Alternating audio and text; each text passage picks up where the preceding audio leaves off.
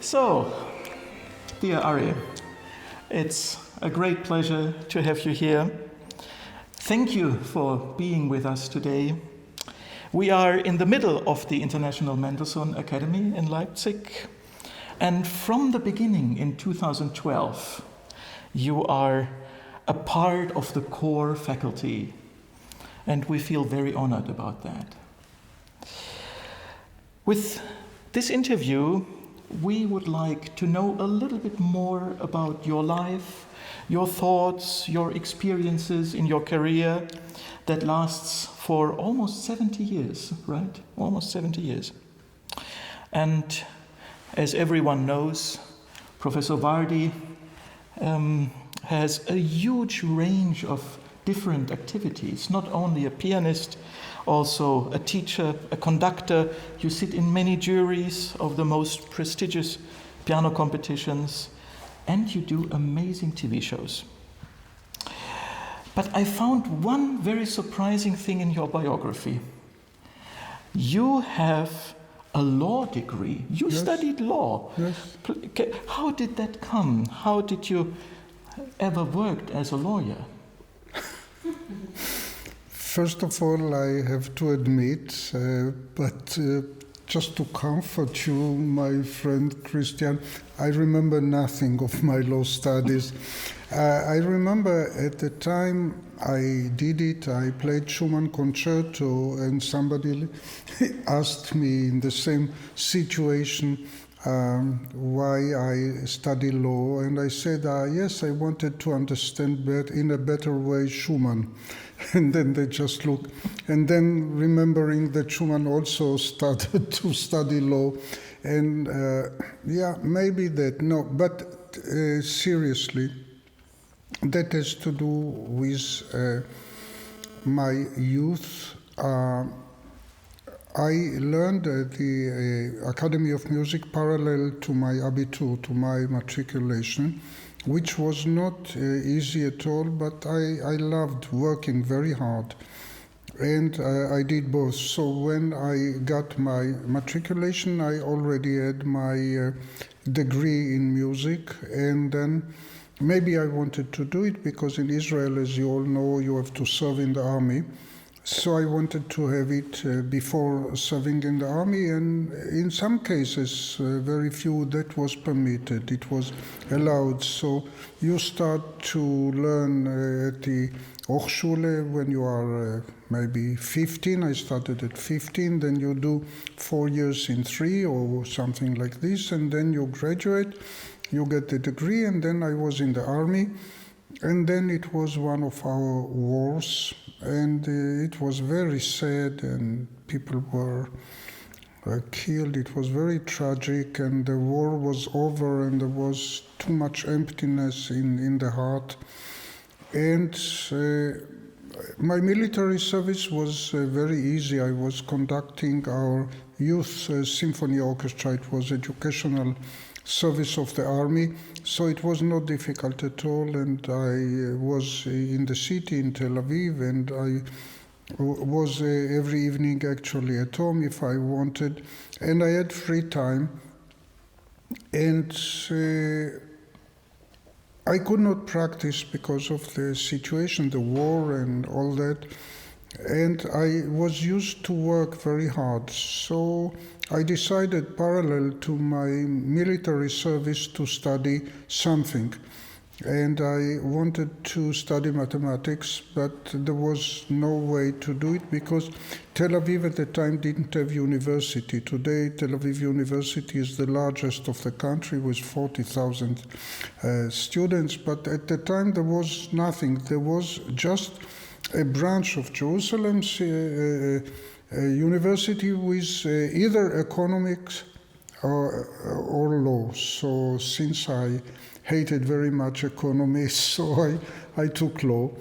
And by the time I finished my military service, I had my law degree almost done. And so I didn't waste my time. And then when I went to Europe to proceed my music, I did some final examination in various consulates. So actually the law was not disturbing and not interfering with anything. And besides, I never bothered to do anything with this. I just studied it and got a degree, probably to keep myself after the war more in focus. And then because I started, I finished. There was no other reason why I finished it. Mm-hmm. And maybe you could tell us something about the beginning of your contact with music. Are you born in a family of musicians, or how did you start to play the piano? That I really don't know. I only know that my parents told me a million times that I was singing before talking. So I heard this story so many times so that I started to believe it.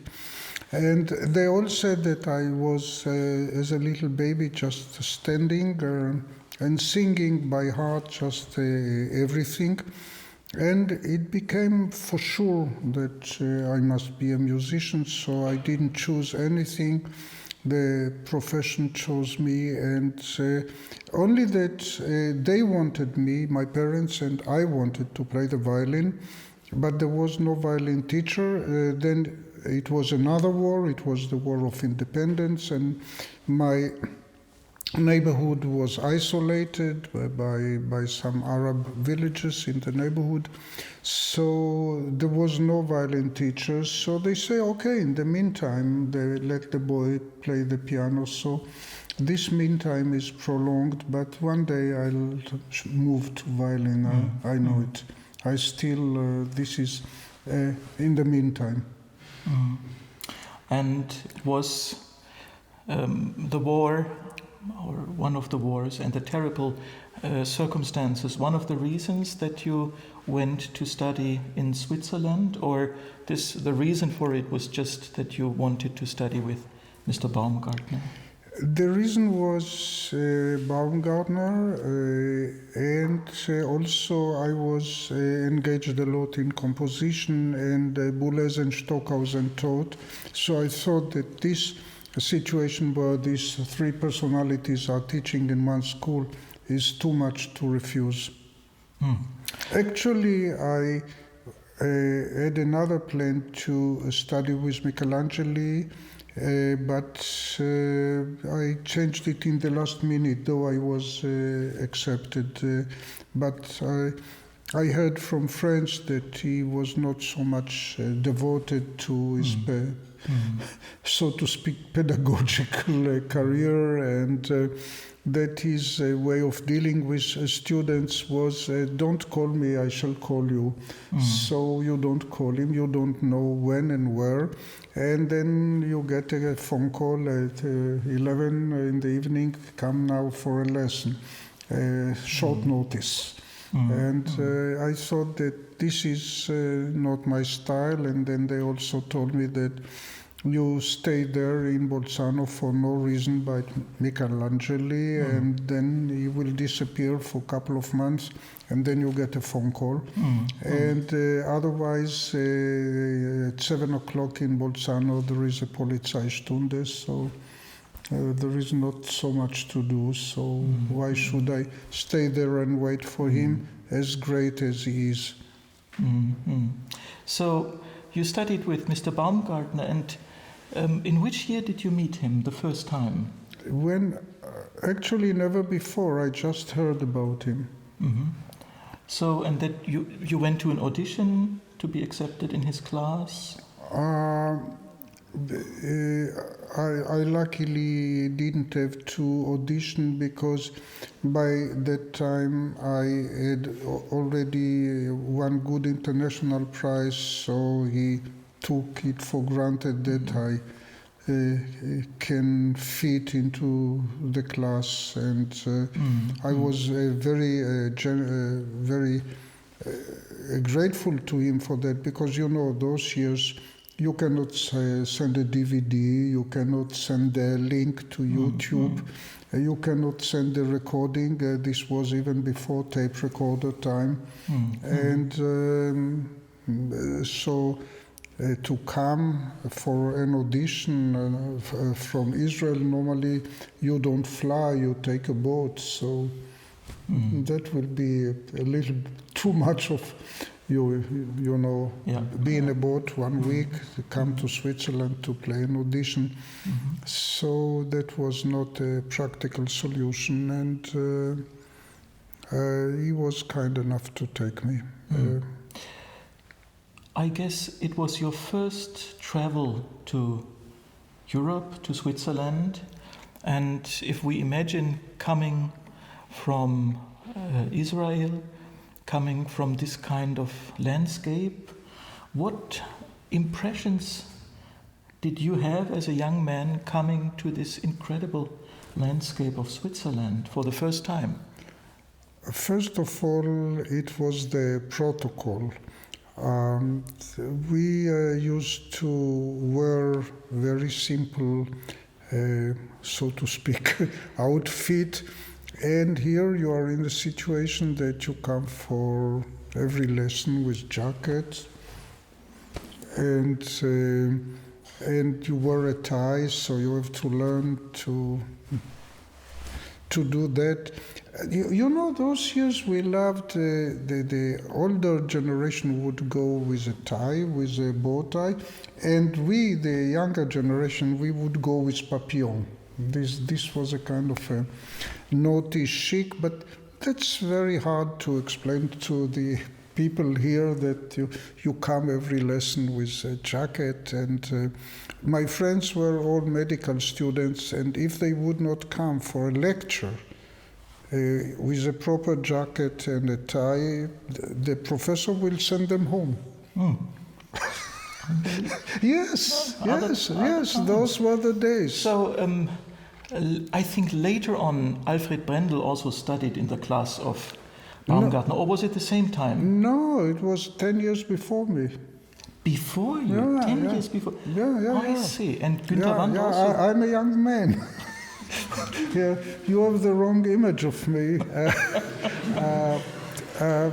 I remember when I came into the class, Baumgartner told me that there was a few years ago, maybe not 10, but quite a few, a very good student in the class. His name is Alfred Brendel.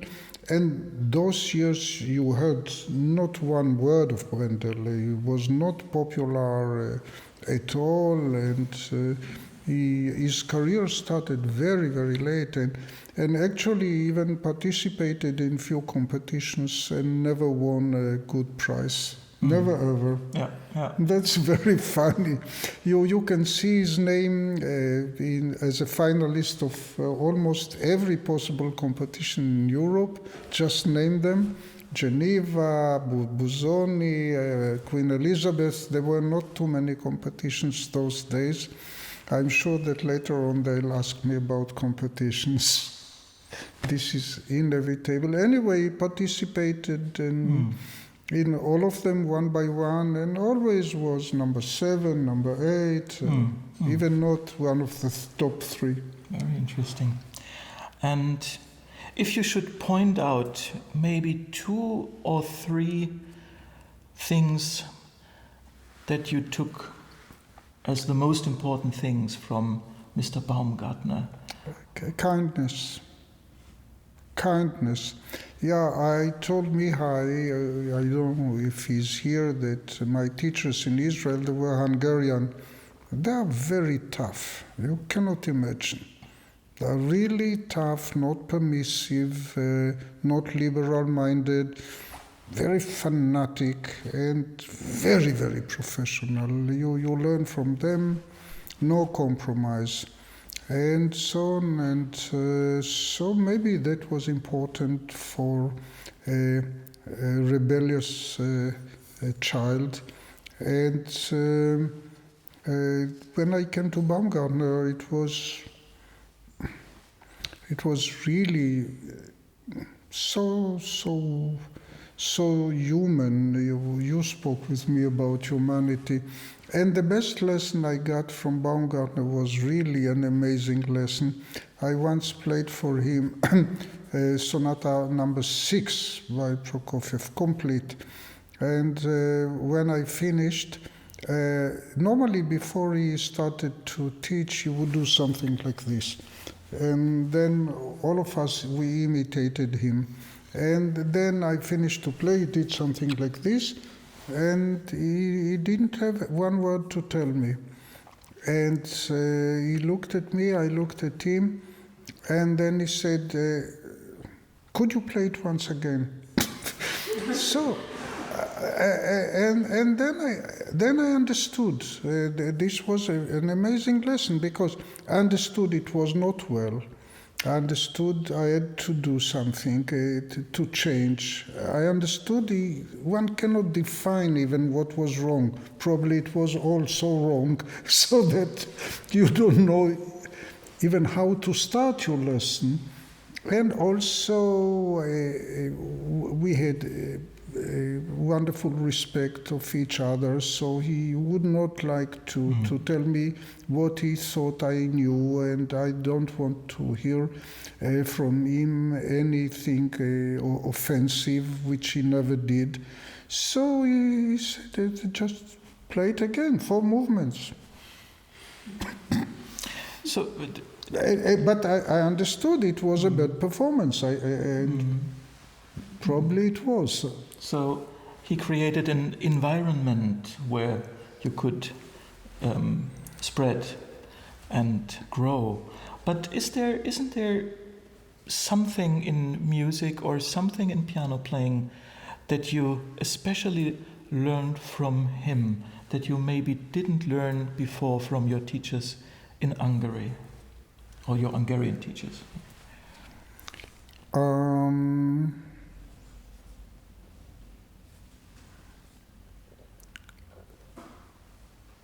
Playing long pieces, never disturbing the student during the first performance. If he comes to the lesson, let him play the whole movement or the whole sonata. Never stop before the recapitulation, because maybe in the recapitulation he will play better and he will do exactly what you anyway wanted to tell him in the exposition. I think it's funny. You think that he would be a very strict person and represent the German tradition, but not at all. He was playing chamber music with Casals, with all those people who played very, very freely. And what we learned by him is no compromise about the urtext, know all the sources, know everything, know every detail, and then be free. So give me limitation and I can be free. You also studied composition with Pierre Boulez and Karlheinz Stockhausen, and I'm very interested to know if yes, in what way does the contact to these personalities changed your thoughts about music? Yes, it did. And you know, if you want to become a composer, you live a different musical life, because your brain is always creative. And the best time to compose is at night, when you sleep. So you dream a composition, you have the whole symphony in your mind as a dream, and then you kind of wake up in the middle of the night, and then you say, oh, let me now sit and write, because the composition is so good, and it's wonderful, I have it all now. And then you say, oh, but I'm so tired, let me sleep. I wake up in the morning and I still will remember it, obviously. And then you wake up in the morning and there is nothing. But your mind is always, I remember in my childhood, I played chess seriously. I loved it a lot. And then you go to sleep and all the time you dream of chess, and the subconscious work during the dream. And at the time I played and I loved chess, sometimes I see even music in form of chess and chess in form of music, and things become surrealistic. So I believe that if you want to compose, your mind and fantasy is working differently, is much more activated, and you are much more engaged than if you just play the instrument. And I believe that each one of you, of us, if you want to be a good player, you must know to conduct, and you must be a conductor also, a bad conductor, but still, and also try to compose. Even bad composition, but try to do it. At least write your own cadenzas. Then you will play differently if you are composing. What is your last composition you did?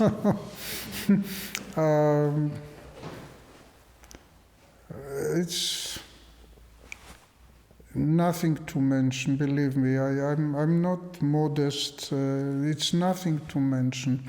And the main reason for that is that the fashion was this avant-garde, the crazy avant-garde that, third trombone, must have red socks and all these kind of things, Eschingen festivals and all that. The avant-garde of yesterday, which I actually did not like and I could not fit into it. My style was kind of neo-impressionism. My personal style was a little bit similar with young Messiaen or things like this, only that I never heard of Messiaen, so I thought this was my style, but then I witnessed that somebody did it before me, and that was disappointing. And for me, not for the history of music. And also because I could not fit into the avant-garde, I was a kind of an outsider. And today, it does not matter. You can write in every style, and you are welcomed, and you are a member of the club. And more people write today like Rachmaninoff rather than like Schoenberg. And nobody makes fun of them. But at the time I studied, if you don't go with a line, if you don't go with the fashion of the avant-garde, then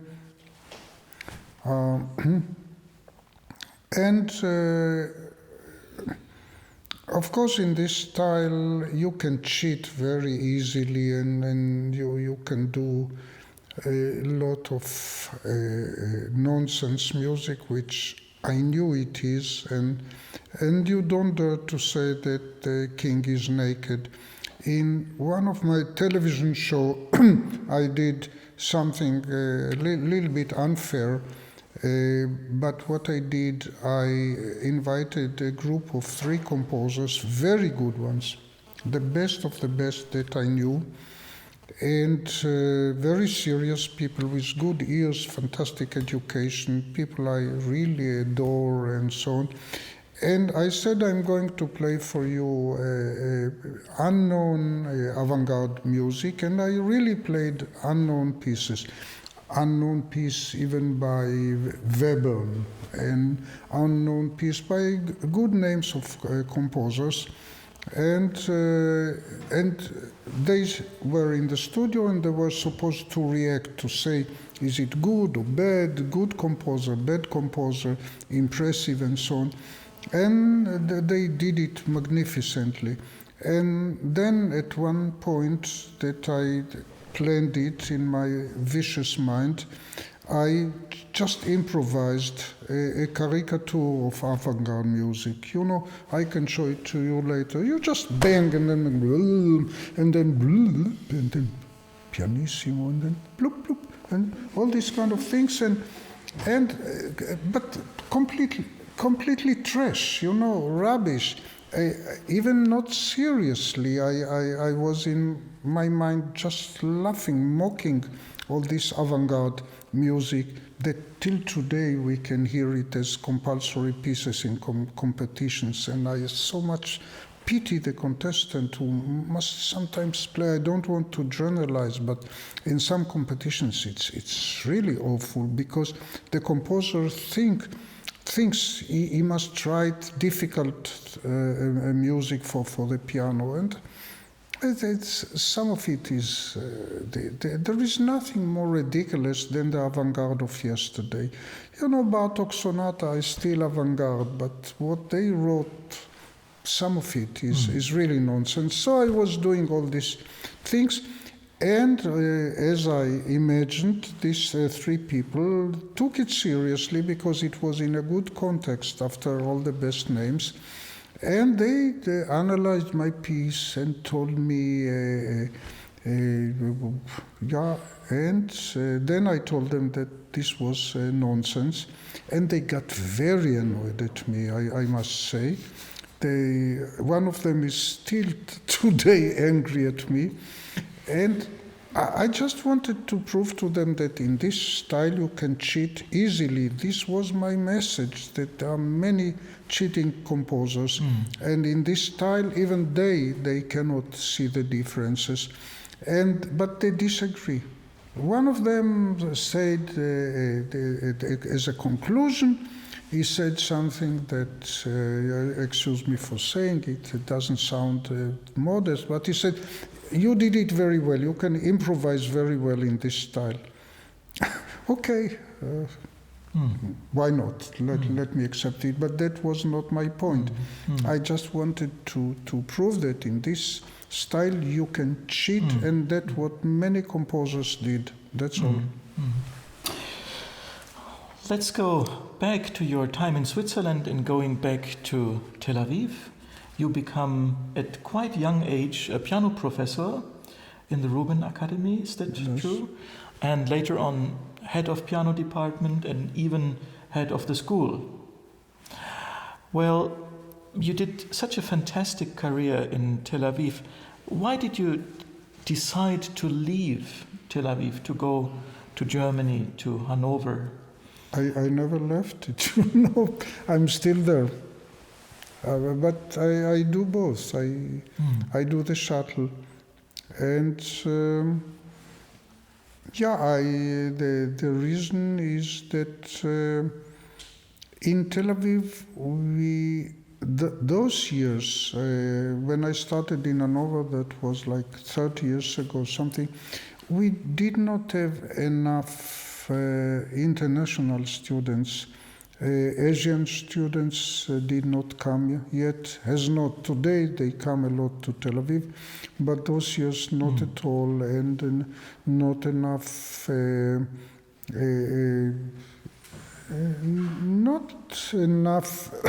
this crème de la crème of international young students, and I knew that Hanover is a very good platform for that, and I heard good things about this school. At the time I came there were a group of excellent professors of the old generation, like Leigraf and Karl Engel and Kämmerling, and they were doing well, and the school had a fantastic reputation, and students were good, and I was blessed by fantastic students, whom I could hardly get in Tel Aviv, because all my class was.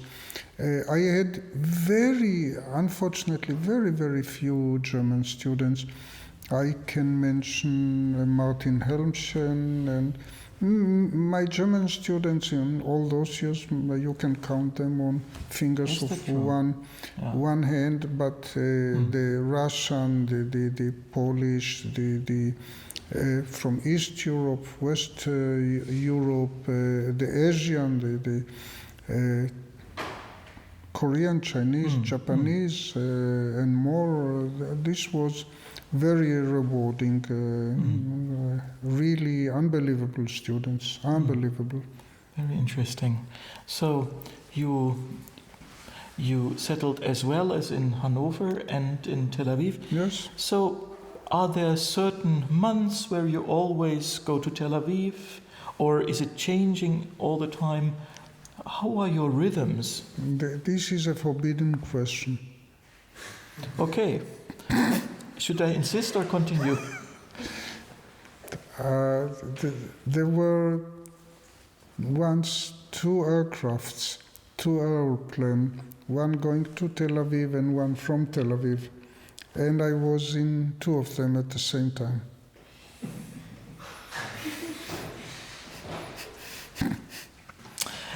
You started. No, the point is, no, I shall tell you. It's not a certain period, it's every month, and also I'm very often in a third place.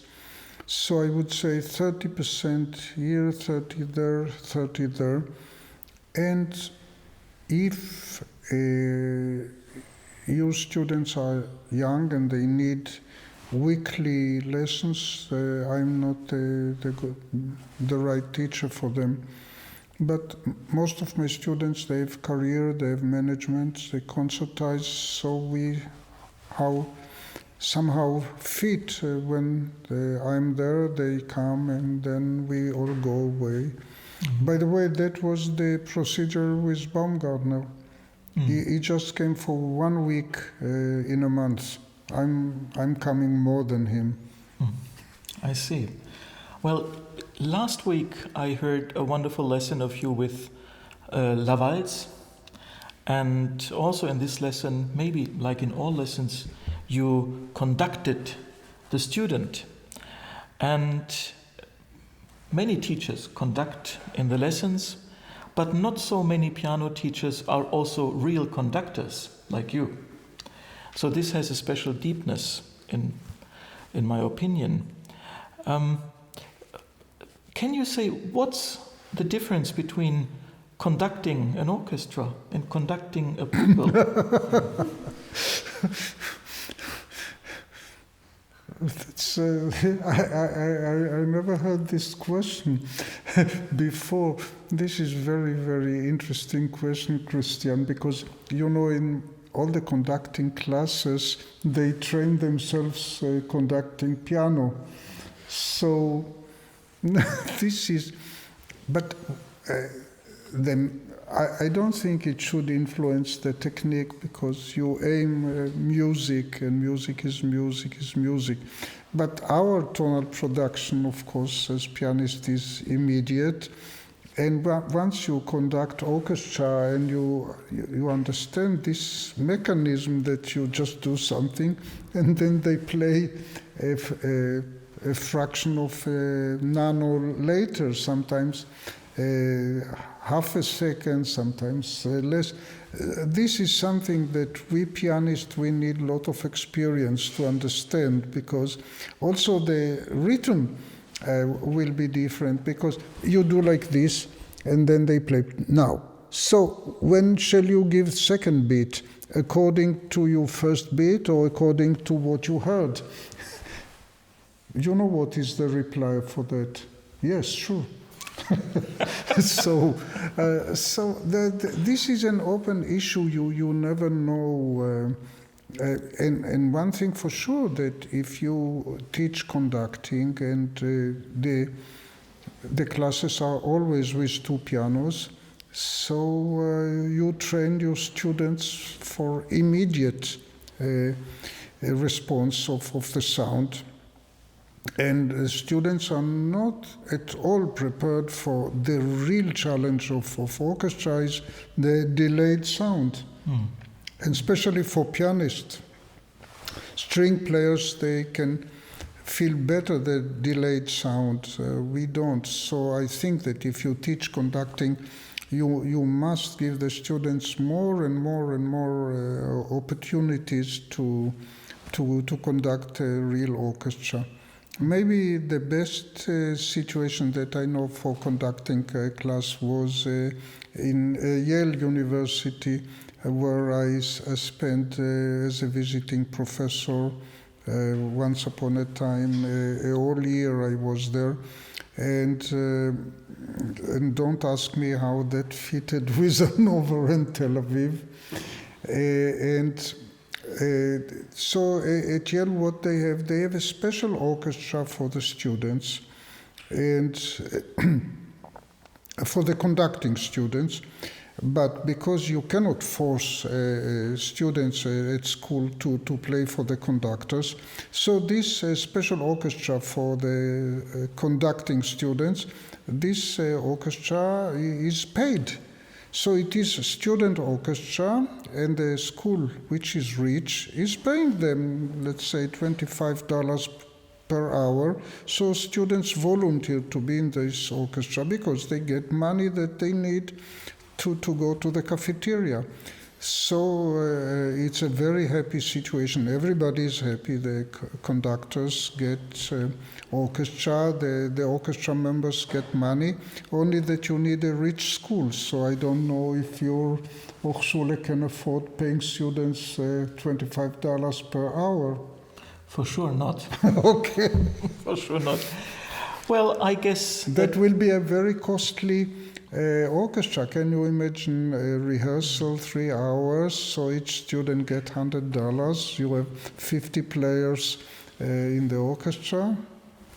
Each rehearsal like this for each conducting student cost. Yeah, I think it would be very good because the students carefully think about what they say to the orchestra if it's so expensive. Well, I think everyone here is very interested in knowing a little bit more about your impressions in piano competitions. You are one of the most experienced jury member in international piano competitions. And from all the competitions you visited, I would like to pick one. It's the Arthur Rubinstein competition. And if I'm correctly informed, you are continuously member of the jury, beginning from the second competition, with one exception, I think. And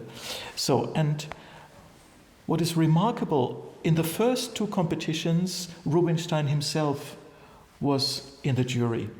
So you had the opportunity to be one time together with Arthur Rubinstein in the jury of his competition. How is that, to be close to Arthur Rubinstein in a jury? This will be a very interesting story for you, Christian, as a German musician, pianist, professor. As you know, Rubinstein, after the Second World War, never played again in Germany. Though his education was in Germany and he spoke the language and his culture and everything, but he decided never to come again, and he never came here. And he kept his word. One time incognito, he came to visit Steinway factory in Hamburg, but otherwise he never performed. He would play in Holland on the borderline, and the German public will come to Holland to listen to him. So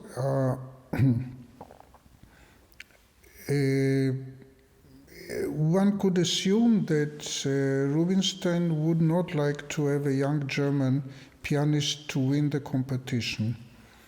And this competition, this was my first competition to judge.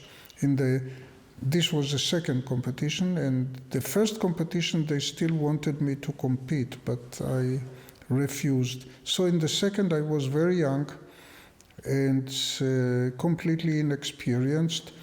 And one of the judges was Hugo Steurer, and his student, Gerhard Opitz, was one of the leading contestant in the competition. And Steurer was sure that Rubinstein will not let a German young boy win the competition. So when Gerhard advanced to the finals, Steurer became very, very neurotic, and he felt something bad in the air, and then he told me in secret. We were good friends, though there was exactly one generation gap. And he said to me, I cannot stay anymore, I'm packing and I'm leaving, and I'm going now because I know that Rubinstein would not let Gerhard Opitz win. And I said to him personally, I knew Rubinstein because I played for Rubinstein many times, and I knew him well, and I knew what kind of person he was, and I also knew he will never interfere in the decision of the jury. So I promised my personal word to Steurer that he could completely relax, and he stayed there and in the finals, and indeed Opitz won the first prize, and Steurer was the happiest person. And Rubinstein did not say one word about the fact that a German won. He took it very naturally because it's another generation, and I mean, can you hold anybody responsible for something that happened a generation ago by different people? So that was the story, and this is what Rubinstein was. He was very fair in that, and also he did not want to impose his own idea and to dictate anything. Also in the first competition I heard that he supported the girl who won the second prize and not the first prize, and the person who got the first prize was Mani Ax, was not supported by Rubinstein at all, but Rubinstein accepted the verdict of the jury and didn't make any scandal, never slammed the doors, and never asked for a casting vote. Where did you meet Arthur Rubinstein the first time? And what relation between you and him grew during the years? He was my idol. He used to come to Israel every year, and he played a lot for us. He played more than once a year. And I was presented to him at the age of 12, and then he said, okay, when I'm again in the country, come and play for me. And then every time, he never said every time I'm in the country, you come and play, but every time I played, he said, oh, next time when I come, play for me. So I don't think that there is anybody who can say I was a student of Rubinstein, because he never gave lessons to anybody, but I played for him, and he always heard and told me his comments, and I remember it very, very well. Each composition I played for him was something I remember. If you say you remember very well lots of his comments, can you share some of them with us? First ballad of Chopin, this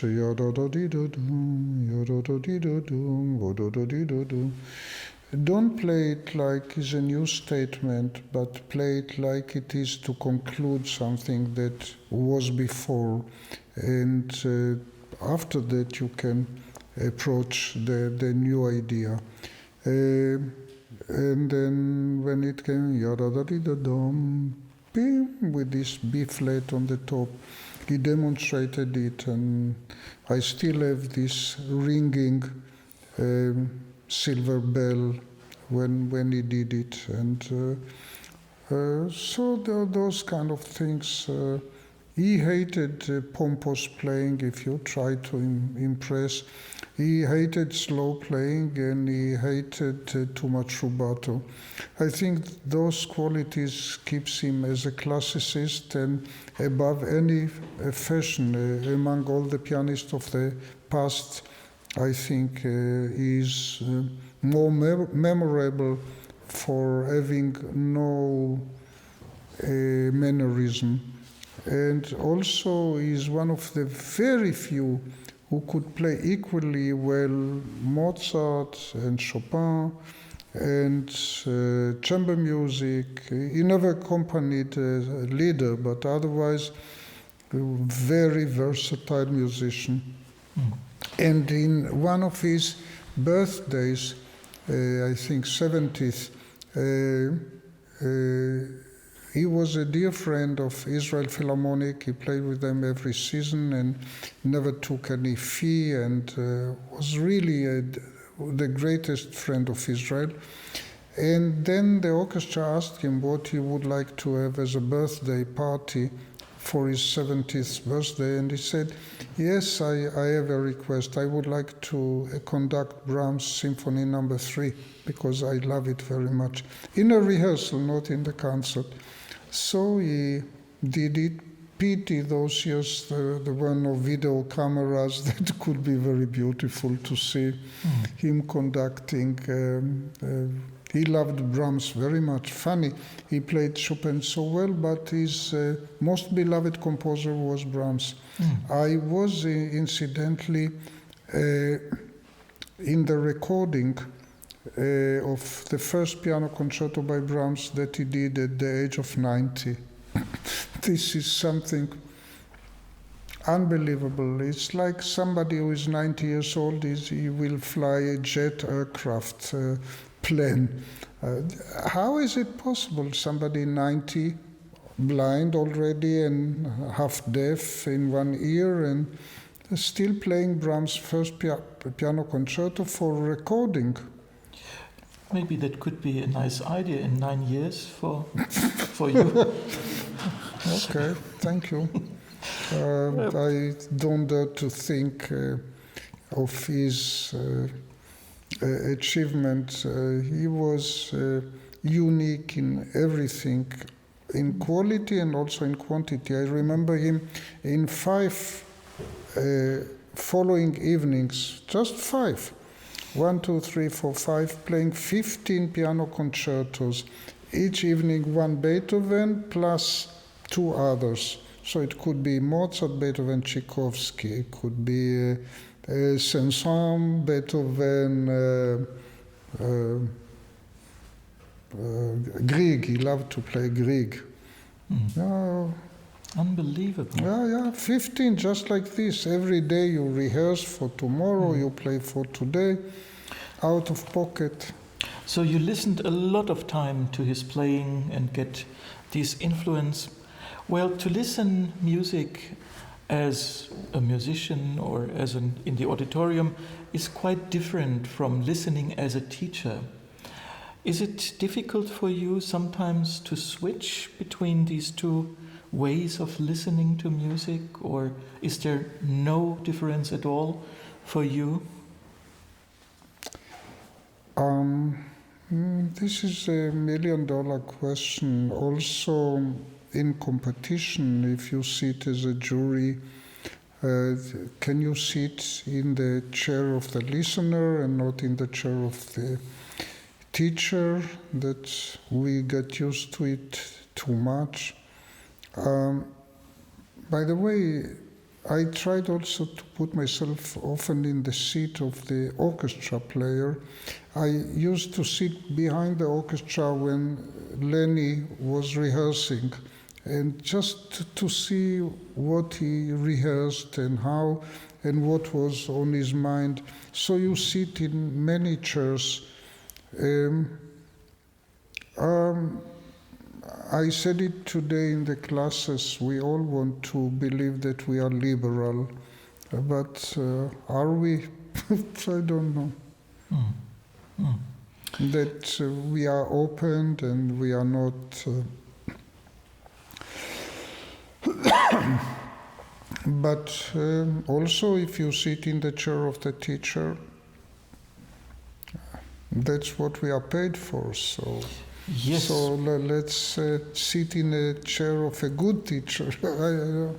Yeah, and you are in that chair for a very long time. When did you start teaching, and when did you discover that teaching will be a main part of your life? At a very early age, I was assisting my teacher in Tel Aviv, and I realized that this is another way of communication. So, like you communicate in a concert, you communicate in the classroom, and if you can share the passion with your students, passion for music, that's the best. I always propose to my students, I say to them, let's have an international piano competition, you and me. And the competition is who loves music more, who loves Schubert more. Today we had the last lesson Schubert. So who loves the B-flat sonata more? You tell me that you love it more than me, and I will tell you that I love it more than you. Now we have to prove it each other, not by talking, just by playing. So if you play it in the way that I believe you that you love it more than me, okay, even as much as me, that's fine. So this is a competition that more than two people can win ex aequo. Well, I guess the difference between the way your teachers in Tel Aviv taught you, the Hungarian teachers, very strict and maybe without too many compromises, and the way you teach today is maybe two completely different worlds. So if I see you teaching, I always think about Socrates and his way of leading by questions. You are too kind. Yeah, but I like to tell you, first of all, when you come to the classes, I teach differently because of you. And and secondly, you see, what we do here in the masterclass is not at all what we do in the daily life. Because in the daily life you have to take care of the student and deal with things that also is important for his future and for his life. And here, just you meet somebody for 1 hour, 2 hours, and then you can teach the student, you can teach the composition, you can present yourself. And he finished to play and you have a million things to say, and you choose those things that will not disturb him too much and will be interesting for everybody. And if you are visiting, it will be also interesting for you. So, yeah, we don't know how we subconsciously try to impress the others. I think the most beautiful story that I heard of that was from Rubinstein, that he said that he used to order breakfast to his hotel room on tours. And then he also had the piano in the hotel room, so he was practicing, and the waiter, the room service, will bring the food to the room, and he practiced for the concert. But when this man, the room service, come with the food, with a trolley of the food to the room, he says, "Oh, already I start to play a concert for him, because he is here." So also we know it from orchestras that if they rehearse, they rehearse. And if in the rehearsal sit 5 people, already they play differently. So this is a very weird situation. Well, as teachers, we learn as much from our students as our students learn from us. And my question is, what did you learn from your pupils that is still very present in you?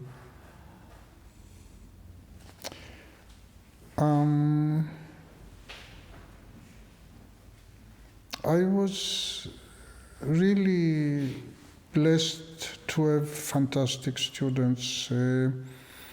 I don't want to mention names because if I mention 5, I forget another 5, and some of them became the leading pianist of today. And I right away I knew that those people are not less talented than me. Maybe they are much more talented. So the only one difference is that I'm a little bit more experienced. So I wanted to learn from their youth, from their energy, from their freshness, from their not preconceived ideas. And sometimes I also learned about technique, because there is nothing more successful than the success. So if you see somebody playing all Chopin etudes perfectly well, and he does very weird situation. He will play trillers here on the first finger instead of here, and he will hold his fingers like Horowitz, and he will do really sits in an unpleasant way, and so on and so on, but yet it works like this. So then you learn a lot by that, that all your ideas, you know, nobody even succeeded once to prove to me why all the fingers must be bent and round and all these kind of things. So you open your mind to... That brings me to a next question.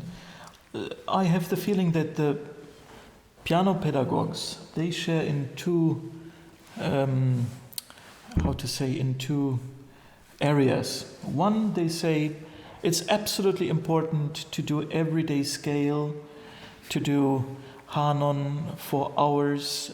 It's a necessary element of their pianistic life, and maybe they say that because in their life it had this enormous experience. And the other one, who didn't have this experience, they say you can do it or not, it's more or less free. So where is Arie Vardi? You know, the more you know, the less you know. Same even about Bach ornaments. In the beginning you know nothing, then you learn and you know all, and at the end you know that you know nothing. The same is here. I can give you an example. In my youth there was a Russian girl, a newcomer to Israel, and she used to practice scales and etudes while reading literature, books. And so the books were here and she was playing, and we all made of her a caricature, and we used to say, no, you have to focus, you have to listen to the outcome. Even in the technique, you have to be conscientious, and so on and so on. And quite recently, I had a student in Hannover who used to practice while reading her mails or even watching some television or films and practicing a real composition, not only scales and etudes. And then you say, but how can you listen? How can you scrutinize? How can you, what the hell are you doing? And then you understand that there are different people and different brains, and also my granddaughter, she's a brain researcher. She has a doctorate in brain research, so I learn a lot from her about the brain. And today they recognize much more what we call multitasking. And some brains, they work better if they have multitasking. So if she watches the television while playing, she's more in focus in what she plays because she's watching that. Maybe your brain, Christian, will not work like this, my brain not, but her brain will work like this.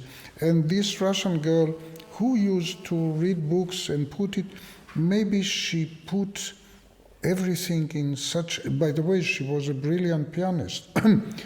She put everything into automatic pilot, and the storage room was completely different. So it's also the question, where is the storage room? If the storage room is vulnerable, then once you are under pressure or in the tension or excitement or nervous or lampenfieber and stage light and so on, and then it's very vulnerable. It will be injured immediately. Also the memory. And if it is stored in this multitasking or automatic memory, mechanical memory, so this is more safe. And another thing is, we have one brain. So there is no ganglion, you don't have anything. So it's all coming from the same one brain. And if some people can have multitasking, then have multitasking. So what is the secret? Secret is find the way for yourself how to practice. Some people practice very little, some people practice a lot, some people must practice every day, some people just find your own way. With the head. With head. Oh, sure. That's not so sure in many cases. Yeah. But, well, if we start to play a piece in concert, although we give the impression to the public that it's created in the moment where we hear it, and in some moments where it's really not sure where the composition goes to give this effect. At least, of course, as pianists, we have completely in our mind. And what about if you start to teach a lesson? If I see your lessons, it's so natural and so smooth going. And at the end, it's a piece of art. My opinion. Let me my opinion. Anyway, if you start teaching, do you know where the lesson will go? Do you have the main points? Or is it more or less a kind of improvisation in reacting to the pupil? If it is here, I know where it will all go, because you see, if you give a masterclass in public, and I like it to be in public, and why I like it to be in public, because I like it for you to be different from the normal routine of teaching. So normally it's one-to-one with your teacher, so let us hear it differently. So once it is for the student, with public, sometimes with visiting of colleagues, and sometimes also you do masterclass with television. So you have to combine all those elements and to do the best for those elements. So if it is one-to-one lesson in my class with my students in Hannover, sometimes you don't know where it is leading. But here I more or less know by experience, because sometimes the listeners will think, oh, he started here and then he went here and then he spoke about first movement, second, and then the recapitulation and jump from one to another, and why is not bar to bar from the beginning to the end of the movement, which normally in a situation as such here I would not do, but in my teaching in the studio normally to my students, of course we go bar to bar and we go with a composition, only that we try not to start and put all the energy on the beginning and always to neglect the ending of the movements, because sometimes the secret of the movement is at the end, is in the small changes of the recapitulation. One of the last questions. Sometimes we teach pianists who make music, and sometimes we teach musicians who play the piano. Which group do you prefer? Yes. Yeah, something like that. Wonderful. Sure. Sure. Does any one of you has some questions to Professor Vardi?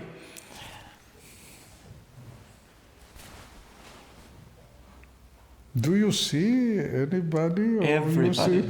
Yeah, but how? This light, you see them as silhouettes.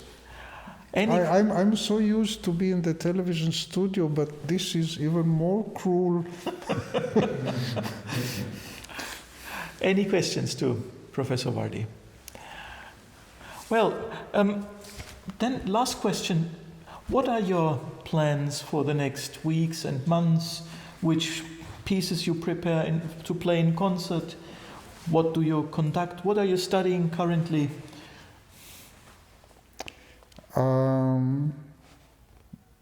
In October, I will play with orchestra in Hong Kong. I will play 595. And in November, I'll have something in America, some recitals. And in December, I shall play in Israel. In January, I will conduct in Israel, etc., etc.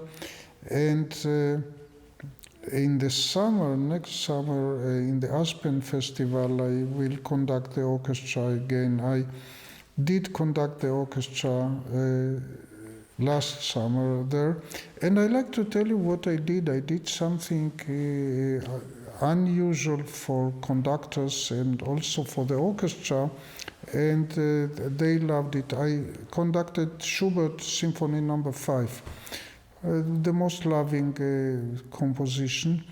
And in this symphony, the orchestration and the whole conception is like you have two quartets. One is the string quartet and one is the wind quartet. So it's like an octet for half and half. Of course, the orchestra is also with double bass, but double bass mostly like cello, so it's quartet. And then the wind. And then in this symphony, no trumpets and no timpani and all. So I decided to place the orchestra differently, not the normal way. So we were in a circle, all the strings, like you are now, and the strings were in the second row, or second and third, and in the first row there was the one flute and two oboe and the two bassoon and the two horns. It's actually not a quartet, but they play like a quartet, you know, the parts are quartet. So it was like two groups of chamber music, and the first flutist in this symphony, it's almost like a flute concerto, was kind of the concertmaster. And also for the orchestra it was very unusual because they heard themselves in a different way, because normally the winds are behind. But here they did it like this, and because of it everybody felt differently and played differently, and also played more individually. So on one hand you want to be together as one symphony, but on the other hand each one get his own part, and also the wind, they felt exposed to the public, sitting like so this was and I was wondering why not more conductors are doing things like that. Thank you very much, Arie, for this wonderful conversation. Maybe you get an applause from the...